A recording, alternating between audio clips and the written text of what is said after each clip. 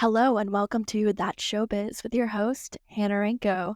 I am so excited to be here today because today I have a very special guest with me. I have my dear friend Kelsie here today to talk about her art and who she is as a choreographer and mover. I It's get a great. little stage fright. I'm a little real talk. Yeah, my heart's going up a couple more steps right now. The mini mic is kind of intimidating. Yeah, why is a mini mic so intimidating? If it was a Yeah. big mic, maybe. Yeah. But awesome.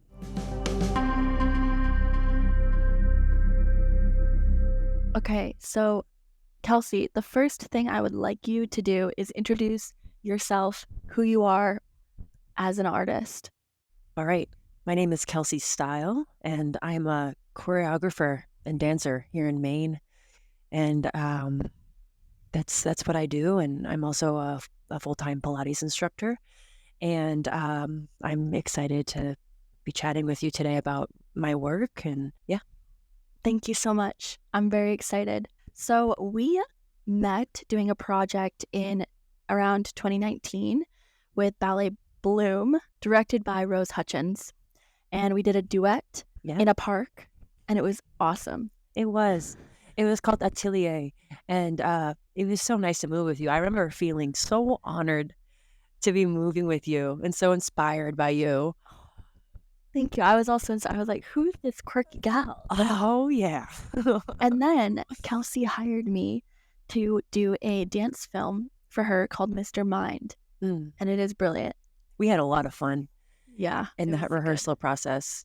I remember the synergy between all parties was so nice. Yeah, It was crisp. It was a good synergy. yeah. It's always nice to be in a process with dancers who are all on the same page and good energy, because you can just feel it when one person is off and it affects the group. But Right. Yeah, it was. If I don't know, I don't know what it was, but it felt open, yeah, and respectful and very goofy. But that's kind of, as you may learn in this interview, how I do things. So I have a few questions lined up, but of course we can go off track a little bit. Yeah. The first question I have is, what does a typical day look like for Kelsie? Whoa. Oh my goodness, great question. So, a typical day, um, every day is actually quite different. It is, but like I said before, I work as a Pilates instructor. So a typical day may look like in the morning, I have, anywhere from 3 to 5 clients. And so I'll go and work with them. And then, so in the middle of the day, I'll have a nice lunch. And then I will work probably on some clerical stuff in terms of my choreography practice. That could look like updating my website, posting on my social media, posting on my Patreon. That could also look like looking into grants. That could be concept planning. It could be talking with a colleague and a co-creator, and planting seeds always for the future. And then my evening will be more clients, taking clients, and then possibly a workout at some point in the day as well. Big lunch, hang out with my cats, and at some point breathe in fresh air and appreciate a tree or two. That is essentially a day. I love it. And as I'm sure some of you are picking up on, there is a lot that you have to do as a dancer and choreographer that extends beyond the studio. And so I just like to know how you navigate all of the things, the admin work, the any type of training, any type of personal development. How do you navigate it all? Yeah, how do I navigate it all? I think Hannah, I'm still figuring that out all the time.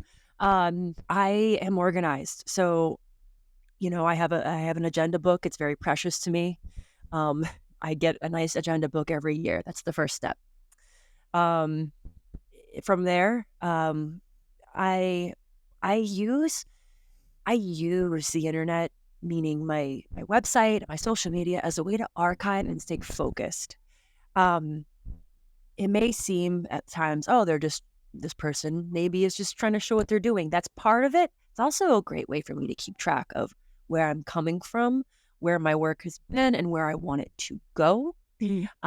So I actually utilize that for that reason as well. I just make sure that there are sections of my week devoted to my career as a choreographer. Money comes and money goes with that kind of work. Oftentimes it's self-produced. So of course I have to maintain my job as a Pilates instructor, but that helps me find pockets of the week to focus on my art. And I hope that answers the question. Oh, it for sure does. Yeah. So when I'm not with my clients and it's daytime, I'm typically doing something to progress my career as an artist. Do you find that you struggle with turning it off because there's not set clocking in and clocking out hours in this field of work? Do you struggle with being like, okay, now I'm going to shut off the work for the day and focus on myself? Or do you find a good balance? It's hard to shut it off, mostly because I'm usually so excited. Like it feels like I took an espresso shot when I start looking at photos from a tech rehearsal came in, or I'm excited to apply for this festival, or I am talking with a collaborator like you, like when we set this up. It's coming from excitement. So that's a good thing. And on the same token, I'm getting better at it. I have a certain time of the day where I start to shut down, and that is typically around like 5:30 p.m., no joke. So if and then sometimes if you have a night rehearsal as a dancer role, that might change things. But so I think the circadian rhythm aids me in having a work-life balance because I am such a day person. I'm already getting inspired by your excitement talking about dance. I'm like, oh, I'm ready. I love talking about it. Yeah. I know that sounds phony. I mean, it helps to like what you're doing in life, but I love, that's what fuels me. I love talking about it and I love doing it. That is what pushes me I love it. to work, because oftentimes as a choreographer, you're working unpaid hours to promote your work. It's just the case. That is most of the people in this line of work as a freelance dance maker. So if you don't love it, it's going to be hard. Yeah. Because the paycheck typically comes once you've shown the work. Awesome. And also I should say, if you're hearing any background noise, we're in a studio right now. And so I'm going to accept the imperfections of audio and embrace the aliveness of being in a place where dance happens. And we're going to accept it. I like the way you it. put that. And I think it's perfect for this. Yeah. What, if anything, are you struggling with right now as an artist? Right now, physically, I'm coming as a dancer. I'm coming off of a surgery. That is something I'm struggling with, even though I have a lot of acceptance around it and I chose it. So I'm coming back. I actually had a PT appointment right before this podcast recording that we're doing. And I'm working through having limitations and not fully using my body right now. That is something I'm struggling with. I was quite sedentary for the first time in years. When's the last time we can say as dancers and people who are in a movement profession that we haven't moved? It was interesting sitting and being quite still for a couple weeks there. So that was an interesting introspective time where you have to refine your worth as a not working body. Something we have to remember, I think, is that inherently we have worth without the labels and the actions of our body or the labels of the kind of work we do in our profession. So that was a struggle.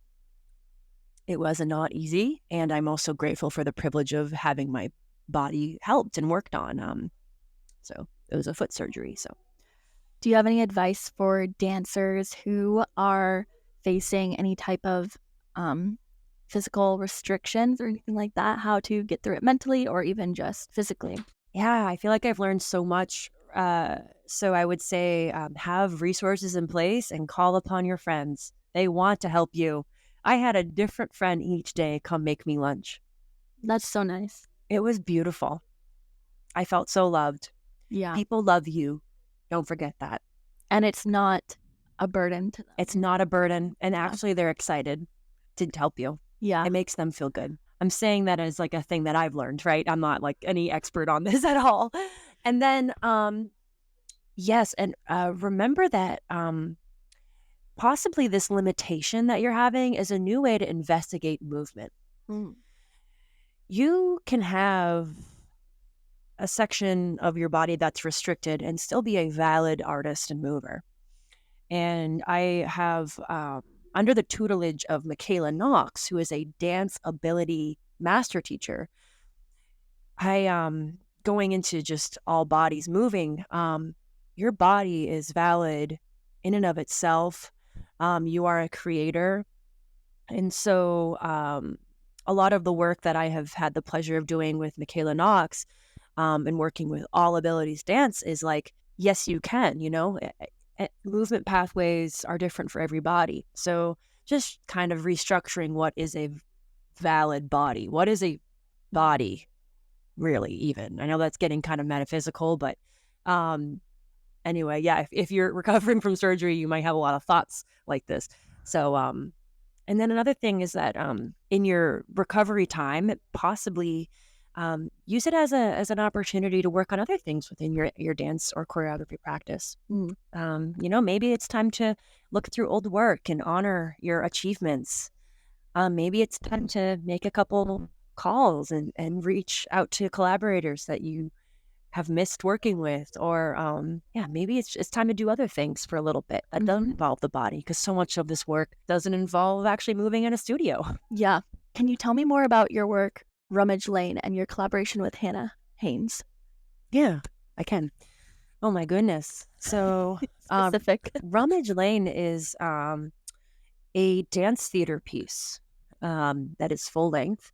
We started working on it over a year ago, and it has been shown in a couple different venues as a work in progress showing, most recently at Space Gallery in Portland.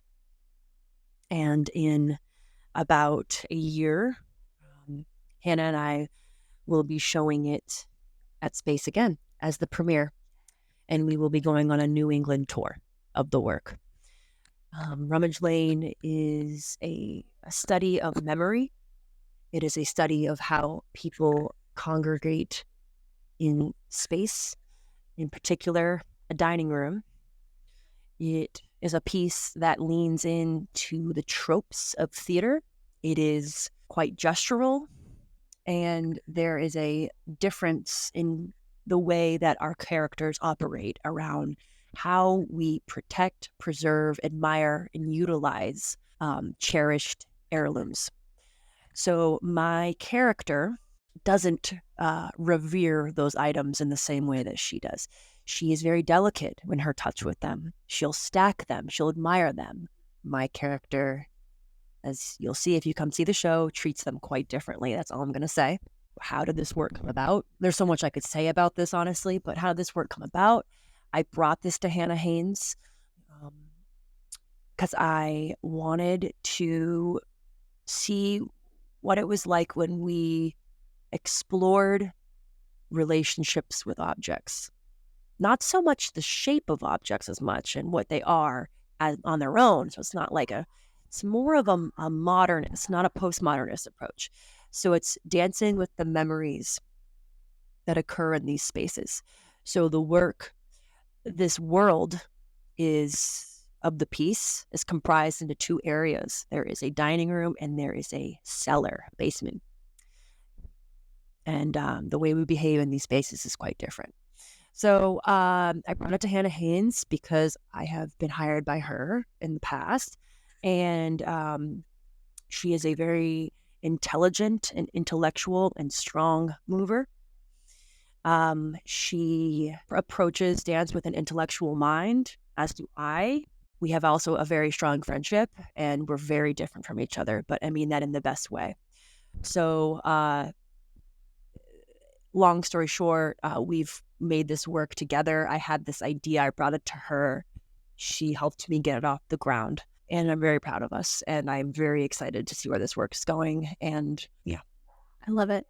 If the audience wants to come see your work or wants more information about your work, where can they find that information?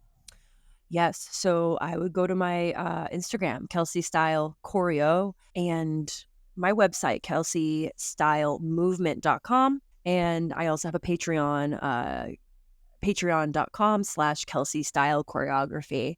I have one last question, and it's not on here, but I wanted to ask it because we talked a little bit about it in my interview. You are a Maine-based artist, so how do you see yourself in the New England dance scene, and what are your thoughts on Maine dance scene and all of that? Wow. So yeah, I love the Maine dance scene. I think that there is a wealth of a talented and creative people here, in particular dancers.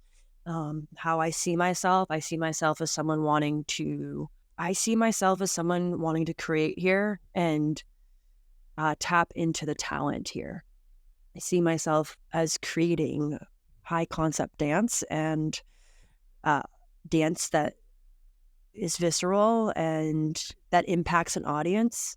I want to honor everyone's artistic bodies by bringing them into a rehearsal space where they feel comfortable and where they feel like their ideas are listened to, and that the things that make them a unique individual are highlighted. That is my main goal when I work with dancers. And I also believe in a lot of transparency and fairness around pay. I don't do a project unless that is all outlined way, way before. That goes without saying, of course, but I think sometimes you do need to say it.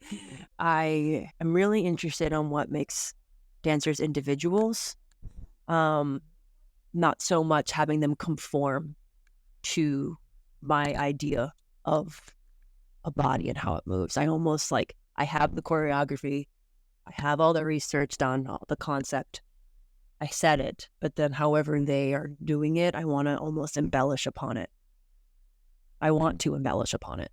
So how I see myself here, I see myself as a growing dance maker who's trying her best and wanting to bring people together to make art. Period. Period. That was beautiful. Thank you so much for allowing me the opportunity to talk with you today. I really appreciate it, and I encourage anyone listening to go support Kelsie and her work because she is a badass. Oh, thank you. You're a badass. Thank you. Please make sure you follow this podcast and share it with your buddies. And follow the podcast Instagram at showbizbabypod, biz with a Z. Follow my personal Instagram, Hannah Ranko. And if you have any questions or concerns about the podcast, you can email me at showbizbabypod@gmail.com, biz with a Z. Thank you all so much for watching. Have a great Monday. Get out there and be excellent. Be yourself. Yes.